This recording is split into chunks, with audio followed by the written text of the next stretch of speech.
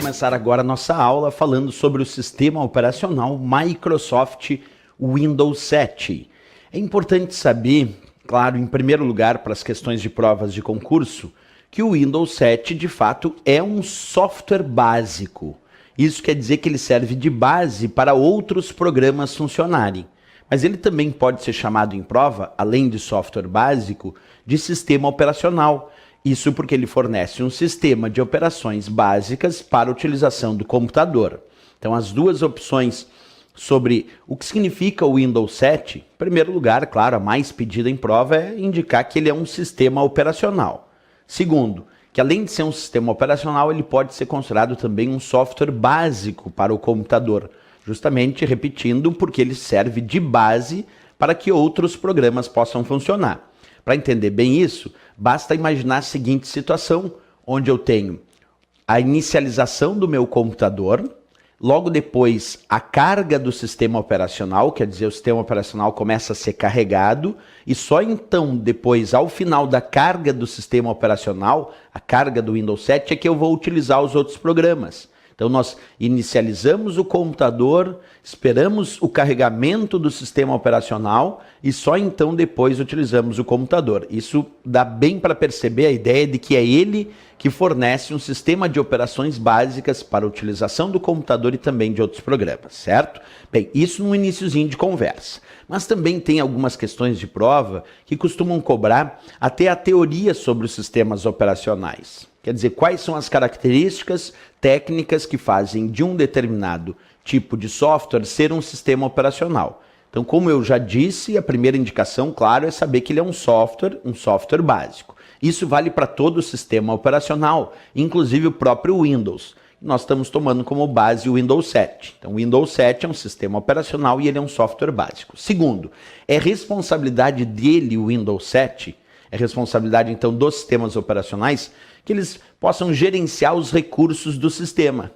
Isso quer dizer que o Windows ele é responsável pelo gerenciamento tanto dos recursos de hardware, como também responsável pelo gerenciamento dos recursos de software de um sistema. Professor, como assim responsável pelo gerenciamento dos recursos do sistema, sejam eles recursos de hardware ou recursos de software? Por exemplo, é o Windows responsável pelo gerenciamento e controle de como a tua impressora funciona. E a impressora é um dispositivo de hardware. É o Windows responsável pelo funcionamento de como o mouse funciona. E o mouse é um dispositivo de hardware. E é ele, o Windows, também responsável por indicar como o teclado funciona. E o teclado é um dispositivo de hardware. Portanto, o sistema operacional ele é utilizado inclusive para gerenciamento dos recursos de hardware do sistema. Como eu disse, impressora, teclado, mouse, entre outros. Ele é responsável por gerenciar esses recursos. Outra ideia também, ele também gerencia os recursos de software. Como eu disse antes, primeiro tu espera o Windows carregar para depois utilizar o Word, por exemplo. Então, se tu está esperando o Windows carregar para depois usar o Word, isso quer dizer que o Windows, que é o sistema operacional, está gerenciando a execução daquele software, daquele programa chamado Word. Então isso é muito importante. O sistema operacional gerencia tanto recursos de hardware como recursos de software.